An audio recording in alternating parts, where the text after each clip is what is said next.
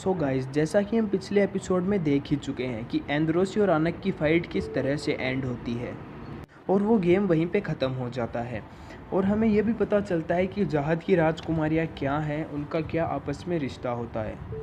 जितने भी लोग पास आउट हुए हैं, सभी की ट्रेनिंग उनके पोजीशन के हिसाब से अच्छी तरह चल रही होती है।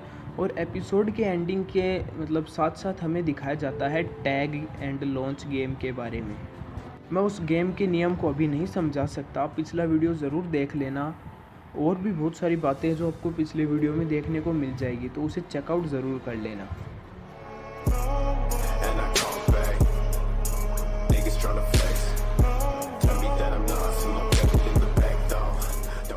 सो गाइस, एपिसोड की स्टार्टिंग में हमें दिखाया जाता है कि क्वांट बहुत गुस्सा हो जाता है क्योंकि खून ने जो ट्रिक लगाई थी वो उसे अच्छी नहीं लगती। खून ने क्या ट्रिक लगाई थी ये पिछले एपिसोड में हमें पता चल चुका है, लेकिन फिर भी हम समझ लेते हैं। जो खून की टीम का आईटी है, उसे सपोजिंगली उसके गोल तक जाना चाहिए था, लेकिन उन्होंने ऐसा प्लान किया कि वो सभी हिडन अटैक करेंगे क्वांट के ऊपर, लेकिन वो लोग फेल हो गए। और क्वांट कहता है कि मुझे बहुत गुस्सा आ रहा है, तुमने ऐसी बेहुदा ट्रिक का इस्तेमाल किया, ऐसी चाल चली, मुझे ये अच्छी नहीं लगी। दूसरी तरफ हमें दिखाया जाता है जो टेस्ट डायरेक्टर और जो लीरो रो है, जो कि उन्हें ऑब्जर्व कर रहे होते हैं। वो दोनों बैठे डिस्कशन कर रहे होते हैं कि क्वांट की यही कमी है। जब वो गुस्से में हो जाता है, वो एकदम से बेकाबू हो जाता है, अपने होश खो देता है। वो एक रैंकर है, लेकिन फिर भी जो उससे कमज़ोर लोग हैं उससे वो पूरी ताकत से लड़ता है। और खून ने जो चाल किया है या जो जाल बिछाया है, उससे तो वो और ज़्यादा गुस्सा हो गया होगा। मुझे तो चिंता हो रही है, लीरोरो ऐसा कहता है। दूसरी तरफ हमें दिखाया जाता है कि क्वांट उन सभी से कह रहा होता है कि मैं एक रैंकर हूँ और तुम सभी ने मुझे इतना हल्के में लिया। वो अपने गुस्से को कंट्रोल कर रहा होता है ताकि वो अपने होश ना खो बैठे। चलो कोई बात नहीं, लेकिन फिर भी तुम्हें इतना बहादुर होना ही चाहिए। फिर दूसरी तरफ हमें पता चलता है कि लीरोरो और वो लोग कह रहे होते हैं कि क्वांट शिन्सू का भी इस्तेमाल कर सकता है, जो शायद हम पे ही भारी पड़ेगा अगर हमने टेस्ट को जारी रखा, इससे कुछ हानियां हो सकती है। और दूसरी तरफ हमें दिखाया जाता है कि क्वांट अपना गुस्सा रोके हुए है और शिबिसु कहता है आप अपना गुस्सा रोक रहे हो। क्वांट कहता है कि मैं तुम सबको चांस दे रहा हूँ, अब इस ट्रिक के बाद तुम क्या करने वाले हो। फिर शिबिसु कहता है कि खून, हमें लगता है ये प्लान तो फेल हो गया, तो हमें प्लान भी आजमाना चाहिए। फिर हमें दिखाया जाता है कि सभी लोग वहाँ से भागने लग जाते हैं, जितने भी टीम के मेंबर्स होते हैं। फिर क्वांट कहता है तो तुम लोग भाग रहे हो, चलो कोई नहीं, मैं तुम्हें 111 सेकंड देता हूँ भागने की, और मैं उसके बाद एलिवेटर का इस्तेमाल भी नहीं करूँगा, सीढ़ियों से ही आऊँगा, तो भाग जाओ अगर तुम जल्दी पहुँच सकते हो तो। ऐसा क्वांट कहता है। और हम देखते हैं कि सभी लोग वहाँ से भाग जाते हैं और क्वांट है वो अपनी काउंटिंग स्टार्ट कर देता है। दूसरी तरफ हमें दिखाया जाता है कि जो टेस्ट डायरेक्टर है वो लीरोरो से कहता है कि क्वांट दिखावट कर रहा है अपना गुस्सा कंट्रोल करने का। लीरोरो कहता है कि चलो ये अच्छा ही है उसके लिए। और फिर हमें दिखाया जाता है कि लीरोरो टेस्ट डायरेक्टर से कहता है कि चाहे क्वांट कितना भी मूर्ख क्यों ना हो, लेकिन क्या खून ऐसी बेकार रणनीति के साथ मैदान में उतरेगा? उसने इतना बेकार प्लान बनाया। टेस्ट डायरेक्टर कहता है बेकार, वो तो हमें आगे ही पता चलेगा उसका ऐसा क्या प्लान है। और फिर हमें दिखाया जाता है कि जैसे ही सब लोग भाग रहे होते हैं, खून के चेहरे पे एक अलग ही स्माइल होती है। और फिर हमें सीन चेंज करके दिखाया जाता है जहाँ पे टीम बी बैठी होती है। हम जहाँ पे देख रहे हैं कि टीम बी है, उसके मेंबर्स हैं, और राजकुमारी के पास जो मेंबर बैठा है वो कहता है कि ये अच्छी बात नहीं है, उन्होंने कहा था कि टीम को इक्वली बांटा जाएगा, लेकिन हमारी टीम तो निकम्मों से भरी हुई है। राजकुमारी सोचती है कि हाँ शायद ऐसा है। और हमें दिखाया जाता है कि बाम थोड़ा कन्फ्यूज़न में रहता है, घबराया हुआ रहता है। फिर जो राजकुमारी एंद्रोसी है वो उसके पास जाती है और पूछती है तुम इतने घबराए हुए क्यों हो। बाम उसे रिप्लाई करता है कि मुझे मिशेल नाइट या राहेल ऐसे कहने वाला होता है, वो कहता है कि मुझे वो दिख नहीं रही है। एंद्रोसी कहती है कि वो कहीं चली गई है। उसके बाद बाम उससे पूछता है कि तुमने उसके साथ टीम अप क्यों किया। फिर राजकुमारी कहती है कि उससे कोई स्पेशल वजह नहीं थी, एंडिंग में वो 2 ही बचे हुए थे, इसलिए मैंने उनके साथ टीम अप किया था। और वो ऐसे ही बातें कर रहे होते हैं। फिर हमें दिखाया जाता है जो आनक है वो एलिवेटर की तरफ बढ़ रही होती है, जिसका मतलब कि वो टॉप फ्लोर पे जा रही है अपने गोल को अचीव करने के लिए। अपने फाइनल डेस्टिनेशन तक पहुंचने के लिए। फिर हमें दिखाया जाता है कि शिबिसु खून से कह रहा होता है कि अब तो हम जीतने ही वाले हैं ना। फिर खून कहता है कि तुम्हें क्या लगता है एक रैंकर बिना सोचे समझे हमें टाइम देगा। और दूसरी तरफ हमें दिखाया जाता है क्वांट की काउंटिंग ख़त्म हो जाती है और वो मतलब फिर उन सभी को चेज़ करने लग जाता है। खून सभी को अलर्ट करता है कि समय ख़त्म हो चुका है, सभी लोग अपनी पोजीशंस ले लो। आर्नक को कम से कम 10 मिनट तो लगेंगे ब्रिज को पार करने के लिए और क्वांट सीढ़ियों का भी इस्तेमाल कर रहा है, तो कम से कम उसे 5 मिनट के लिए सीढ़ियों पे रोको। अगर ऐसा नहीं हो तो उसे मेरी तरफ एग्जिट की ओर भेज देना। ऐसा खून सभी को कहता है और सभी लोग अपनी पोजीशंस ले लेते हैं सीढ़ियों के ऊपर। उसके बाद हमें दिखाया जाता है कि जैसे ही क्वांट की टाइमिंग पूरी हो जाती है वो सीढ़ियों की तरफ जाता है जहाँ पे सभी लोग तैयार बैठे हैं उससे लड़ने के लिए। लेकिन जैसे ही क्वांट वहाँ पे आता है वो उपदेश देता हुआ आता है कि स्काउट से सबसे आगे रहते हैं तैयारी मतलब जानकारी जमा करने के लिए।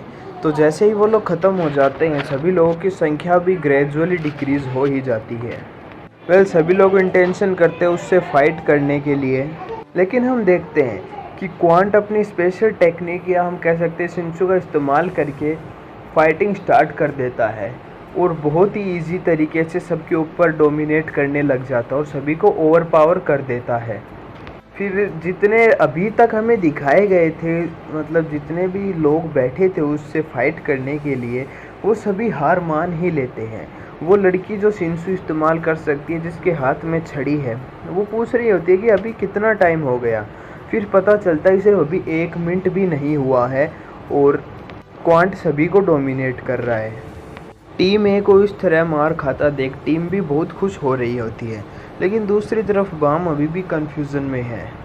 एंदरोसी बाम से पूछती तुम उदास क्यों हो, और फिर बाम पूछता है अगर मिचेल ऐसा ही करती रही तो क्या वो टेस्ट में पास हो जाएगी। एंदरोसी सीधा जवाब ना देकर उससे पूछती है तुम क्या चाहोगे। और इसी बीच हमें पता चलता है वो प्लेयर्स जिनके पॉइंट शुरू से ही हाई हैं या जो अभी तक अच्छे स्किल्स पे चल रहे हैं जैसे खून, लोरे और 2-3 हैं वो इजीली पास हो जाएंगे अगर वो इस गेम में हार मतलब इस टेस्ट में हार भी जाते हैं तो। और फिर हमें दिखाया जाता है कि क्वांट को आइडिया हो चुका है कि टीम ए का इट या आईटी वो एग्जिट या अपने गोल की तरफ बढ़ रहा है तो वो उसे रोकना चाहता है। और हमें दिखाया जाता है कि आनक एलिवेटर से बाहर निकल चुकी है और दौड़ रही होती है और स्टार्टिंग लाइन में जितने भी लोग थे जो सीढ़ियों पे थे वो सभी हार चुके हैं या लड़ने के लायक नहीं है। और हमें दिखाया जाता है कि शिबिसु खून से पूछ रहा होता है कि अब हम क्या करेंगे, क्या हमें लोरे को बुलाना चाहिए। खून कहता है कि लोरे स्टार्टिंग लाइन में ही सोया हुआ है। हमारी टीम हारे या जीते वो पास होने ही वाला है, उसे कोई फ़र्क नहीं पड़ेगा। शिबिसु कहता है तो शायद मुझे ही अपने किलर मूव्स यूज़ करने होंगे। वो फालतू की बकवास करता है। इसी बीच हमें दिखाया जाता है गेटर और उसके साथ एक जो प्राणी और होता है, पता नहीं ये कौन सा प्राणी है। वो लोग आपस में इंटरेक्शन कर रहे हैं। गेटर ही इंटरेक्शन कर रहा है, वो दूसरा तो कुछ बोलता भी नहीं है, पर दोनों ही एक बात कॉमन है, दोनों ही भुक्खड़ है खाने में। और फिर दूसरी तरफ हमें दिखाया जाता है कि लीरोरो टेस्ट डायरेक्टर से कह रहा है कि अब टीम ए हारने वाली है क्योंकि क्वांट स्टार्टिंग लाइन के सभी लोगों को मार ही चुका है और वो आनक को भी जल्द पकड़ ही लेगा क्योंकि क्वांट को पता है कि आनक एग्जिट की तरफ बढ़ रही है तो वो उसे पकड़ ही लेगा थोड़ी ही देर में। वो कहता है कि खून के प्लान की यही सीमा है, वो और कुछ नहीं कर सकता। अगर क्वांट ने आनक को ब्रिज पे पकड़ लिया तो खेल ख़त्म। दूसरी तरफ गेटर कहता है कि उस नीले चूजे को अंडर एस्टिमेट मत करो, मुझे यकीन है उसके पास कोई ना कोई प्लान तो ज़रूर होगा, और एक काम करो मुझे और चॉकलेट दो।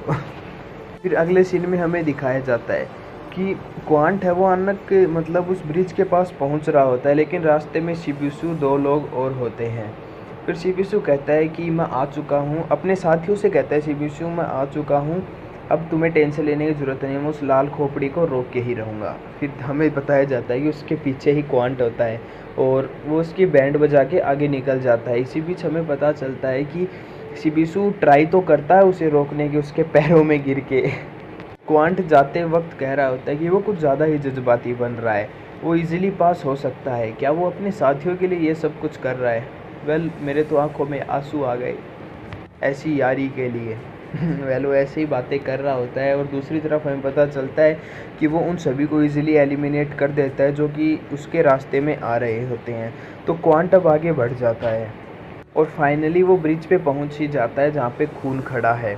और खून कहता है चलो अच्छा है तुम यहाँ तक आ ही गए। फिर क्वांट कहता है कि आनक अभी तक यहाँ पर नहीं आई, उसे यहाँ पे आ जाना चाहिए था। खून कहता है वो यहाँ पे आई तो थी लेकिन वो ब्रिज से नीचे गिर कूद गई। क्वांट कहता है इतनी ऊंचाई से नीचे मतलब जंप लगा दिया, ऐसा हो ही नहीं सकता। खून कहता है कि वो जात की राजकुमारी है, वो शायद कुछ भी कर सकती है। एक फिशरमैन बेशक घायल क्यों ना हो जाए लेकिन फिर भी उसने शारीरिक शक्तियों को ताकतवर करने की ट्रेनिंग ज़रूर ली है, मतलब अच्छी बॉडी या फिज़िकल ट्रेनिंग। शायद वो अभी अंधेरों से गुजर रही होगी। क्या एक रैंकर को भी इतनी ऊंचाई से जंप करने में डर लगता है? उसके बाद हमें खून का मास्टर प्लान दिखाया जाता है जिसके अंदर उसने अपने लाइट हाउस की एक कॉपी बना ली जिसके ऊपर उसने आनक को बिठा दिया और जो ब्रिज है उसके नीचे उसको भेज दिया और उसको कहा कि तुम मेरे मतलब मैं जब तक तुम्हें कोई इशारा ना करूँ इतने वेट करो। और इस तरह हमें दिखाया जाता है कि जो खून है वो एक लाइट हाउस की कॉपी बनाकर उस पर आनक को ब्रिज के नीचे मतलब भेज देता है। और फिर हमें प्रेजेंट की कंडीशन दिखाई जाती है जहाँ पे क्वांट है वो कहता है शायद तुमने अपने लाइट हाउस की एक कॉपी बनाई है। फिर खून कहता है कि तुम क्या कह रहे हो, मुझे कुछ समझ में नहीं आ रहा। क्वांट कहता है तुम कितने भी शातिर क्यों ना बन जाओ लेकिन तुम्हारे लाइट हाउस के अंदर जो शिंसू है मैं उसको सेंस कर सकता हूँ। अगर तुमने उसका ग्लो बंद कर दिया है और उसके ऊपर तुम्हारी टीम के आईटी को बिठाकर ब्रिज के नीचे भेज दिया है। क्वांट की सब बातें सुन के खून लगा कि ये कहता है तुम क्या कह रहे हो, मुझे कुछ समझ में नहीं आ रहा। लेकिन फिर क्वांट भी कहता है अगर तुम चाहते हो कि मैं इस ब्रिज से कूद जाऊं और तुम्हारी आई कूदने के बाद ऊपर आके इस गेम को क्लियर कर ले तो तुम्हारे लाइट हाउस का क्या होगा अगर तुम भी मेरे साथ कूदोगे और तुम्हारी चटनी बन जाएगी तो। और फिर उसके बाद हमें दिखाया जाता है कि जो क्वांट है वो खून का हाथ पकड़ के उस ब्रिज से जंप लगा देता है और जंप के दौरान क्वांट खून से कह रहा था कि तुम अपने जान की मुझसे भीख मांगो तो मैं तुम्हें छोड़ दूंगा। लेकिन खून खुद अपना हाथ उससे छुड़ा लेता है। और दूसरी तरफ हमें दिखाया जाता है आनक का जो ग्रीन अप्रैल है वो ब्रिज के ऊपर से आके उसको पकड़ लेता है खून को, जिससे एक तरफ तो खून लटक जाता है और दूसरी तरफ आनक लटकी हुई रहती है। फिर आनक ऊपर चली जाती है और उसके लाइट हाउस से वो ग्रीन अप्रैल बांध देती है जिससे खून को भी सपोर्ट मिलता रहता है एक तरफ। कितना बढ़िया प्लान बनाया था खून ने। और उसके बाद खून जो आनक है वो अपने गोल की तरफ बढ़ जाती है, एग्जिट की तरफ जाने लग जाती है और जो क्वांट है वो नीचे गिर रहा होता है। और दूसरी तरफ हमें दिखाया जाता है कि टेस्ट डायरेक्टर और एडमिनिस्ट्रेटर वहाँ पे बैठे हैं और लीरोरो कहता है कि अब टीम ए जीत जाएगी क्योंकि उनकी लाजवाब वापसी हो चुकी है। टेस्ट डायरेक्टर कहता है तुम ज़्यादा जल्दी कर रहे हो, अभी बाकी है प्लान, तुम भविष्य जल्दी ही प्रेडिक्ट कर लेते हो लेकिन हमें देखना चाहिए कि क्या होने वाला है। और फिर दूसरी तरफ हमें दिखाया जाता है कि क्वांट ब्रिज के एकदम नीचे खड़ा होता है जहाँ पे ब्रिज की एंड लाइन होती है, मतलब नीचे गिर जाता है और वो एकदम नीचे खड़ा है। फिर हमें एक अननोन वॉइस सुनाई देती है और वो कहती है लगता है तुम्हें मदद चाहिए। और टेस्ट डायरेक्टर और लीरोरो हैरान हो जाते हैं उस सीन को देखकर। हमें अभी नहीं बताया गया वो पर्सन कौन है, लेकिन उसके बाद हमें दिखाया जाता है जैसे ही आनक एग्जिट की तरफ बढ़ रही होती है वहाँ पे आगे क्वांट खड़ा रहता है और वो भाग के जो आनक का बैच है वो छीन लेता है जिससे टीम ए हार जाती है। और टीम भी ये सब देख के बहुत खुश हो रही होती है और कहती है कि लाजवाब, रैंकर को ऐसा ही होना चाहिए। फिर डिक्लेयर हो जाता है कि टीम ए हार चुकी है और फिर सभी टीम बी के मेंबर्स तो खुश हो ही जाते हैं। फिर हमें टीम ए दिखाई जाती है जो कि बाहर बैठी हुई रहती है जहाँ पे खून कहता है कि मैंने उसे कम समझा, मैं लीडर बनते वक्त बहुत कॉन्फिडेंट था लेकिन सब लोग मुझे माफ़ कर दो। लेकिन सभी लोग कहते हैं कोई बात नहीं, तुम्हारी योजना अच्छी थी और टीम भी तो ऐसी योजना कभी बना भी नहीं पाएगी। कोई बात नहीं खून, ऐसा शिबिसु कहता है। खून कहता है थैंक यू शिबिसु। फिर शिबिसु एकदम से मतलब पता है ना 7वें लेवल पर पहुंच जाता है और वहाँ पे लोरे सोया हुआ रहता है। तो शिबिसु उसे जाके कहता है कि तुम हमारे कोई काम नहीं आए निकम्मे कहीं के। फिर हमें फ्लैशबैक दिखाया जाता है जहाँ पे जब क्वांट नीचे गिर जाता है और कोई कहता है क्या तुम्हें मदद की ज़रूरत चाहिए, वहाँ पे लोरे होता है। क्वांट कहता है क्या तुम मजाक कर रहे हो। लेकिन हमें दिखाया जाता है फिर जो खून है उसका लाइट हाउस नीचे आ रहा होता है और कहता है कि क्या तुम्हें मदद नहीं चाहिए, तुम्हें ऊपर जाना है ना। क्वांट कहता है तुम अपने साथियों को धोखा दोगे। खून फिर से कहता है तुम्हें ऊपर जाना है कि नहीं।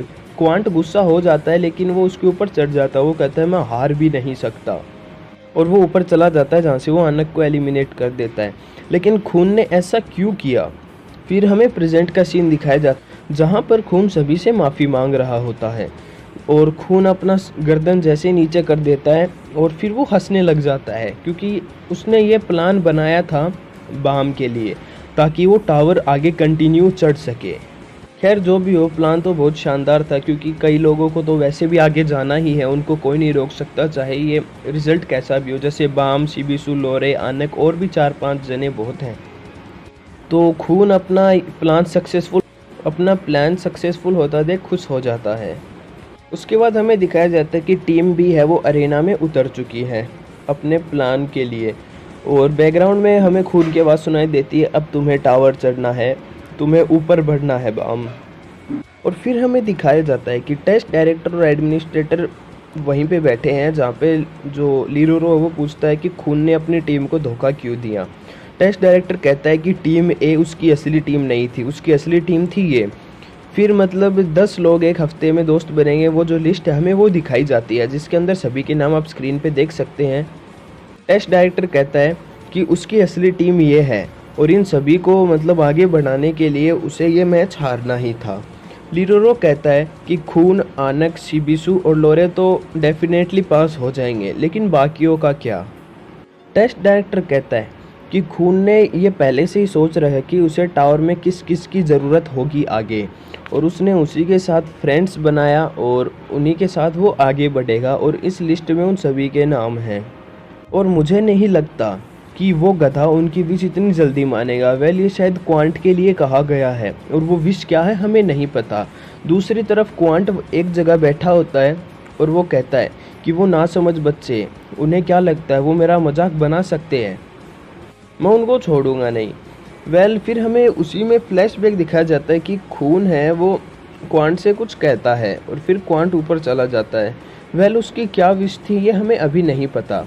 और फिर अगले सीन में हमें दिखाया जाता है कि टीम बी जो एरिना में रहती है वहाँ पे सभी लोग लड़ रहे होते हैं कि लीडर कौन बनेगा।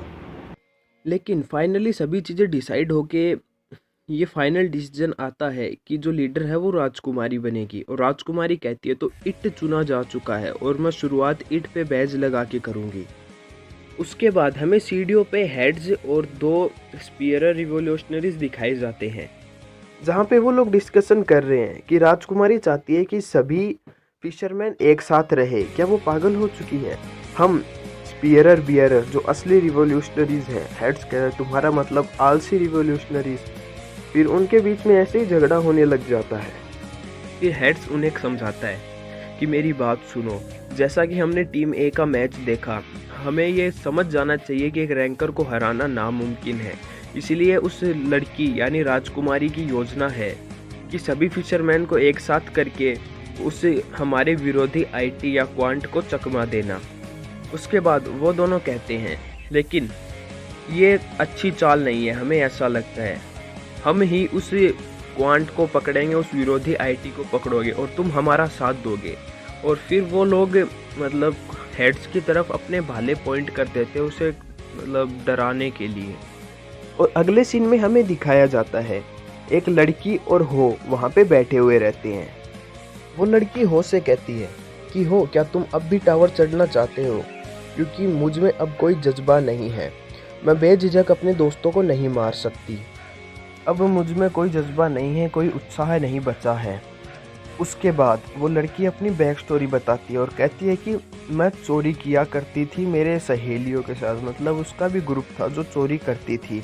वो लोग कहते हैं कि वो कहती है कि हम लोग एक दिन जहाज़ पर गए जहाँ पे हम लोग चोरी कर ही रहे थे, लेकिन वहाँ पे एक रैंकर आ जाता है और उसने पलक झपकते ही मेरे सभी दोस्तों को मार दिया। मैं कहीं छुप गई और मैंने ये सोचा कि मैं अब तक बेकार ज़िंदगी ही जी रही हूँ, और जैसा ही मैंने ये सोचा मेरे सामने एक भगवान प्रकट हो गया, बोले तो हेडन, और जिसने कहा कि तुम्हें टावर चढ़ना चाहिए, और वो मुझे इस टावर में ले आया।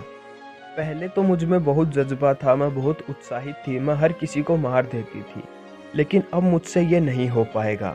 फिर वो उसे कहता है, तुम भी मेरे जैसी ही हो। हम लोगों को मारते हैं क्योंकि हमें किसी भी हालात में टावर को चढ़ना होता है, अपने जज्बातों को दबा के रखना रहता है। फिर वो लड़की कहती है, हो तुम भी।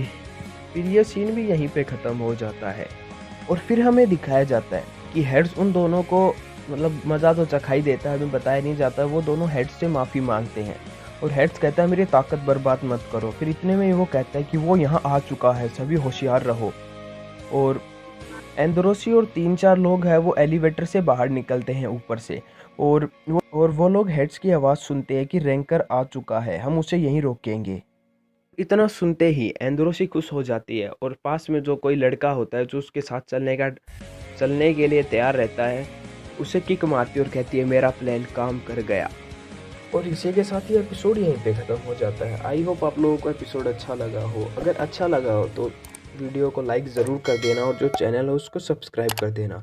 Thanks for watching guys. जय हिंद, जय भारत, वंदे मातरम।